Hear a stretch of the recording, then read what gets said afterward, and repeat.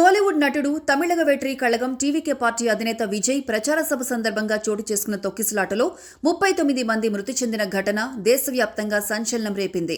మృతుల్లో 8 మంది చిన్నారులు, 16 మంది మహిళలు ఉండడంతో ఈ ఘటన మరింత విషాదం నింపింది.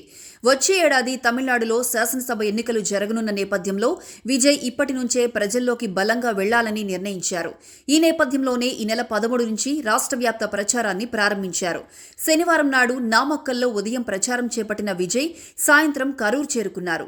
అక్కడి వేలుస్వామిపురంలో రాత్రి 7:30 గంటలకు విజయ్ ప్రసంగిస్తుండగా ఆయనకు దగ్గరగా వచ్చేందుకు చాలా మంది ప్రయత్నించడంతో తొక్కిసలాట చోటు చేసుకుంది.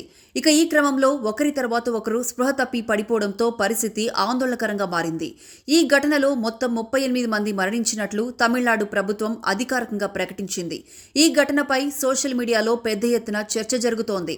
తొక్కిసలాటకు విజయ్ను బాధ్యుణ్ణి చేసి వెంటనే అరెస్ట్ చేయాలని డిమాండ్లు వినిపిస్తున్నాయి.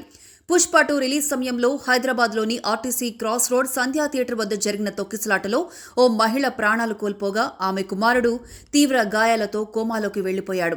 అల్లు అర్జున్ అనుమతి తీసుకోకుండా ర్యాలీ చేసినందుకే ఈ ఘటన జరిగిందని భావించిన ప్రభుత్వం ఆయనపై కేసు నమోదు చేసి జైలుకు తరలించింది.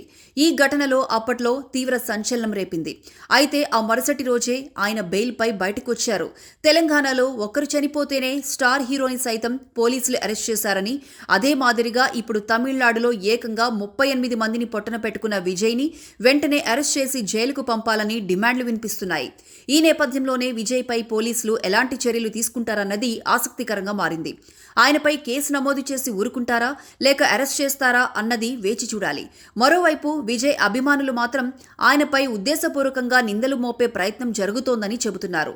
సభలో తొక్కిసలాట జరగగానే విజయ్ ప్రసంగాన్ని ఆపి సహాయక చర్యలకు దిగి ప్రజల ప్రాణాలు కాపాడేందుకు ప్రయత్నించారని, అలాంటి వ్యక్తిని అరెస్ట్ చేయడం అంటే రాజకీయ కక్షగానే చూస్తామని విజయ్ అభిమానులు అంటున్నారు. ఇలాంటి మరిన్ని ఇంట్రెస్టింగ్ అప్డేట్స్ కోసం మా ఛానల్ని ఫాలో అవ్వండి, సబ్స్క్రైబ్ చేయండి.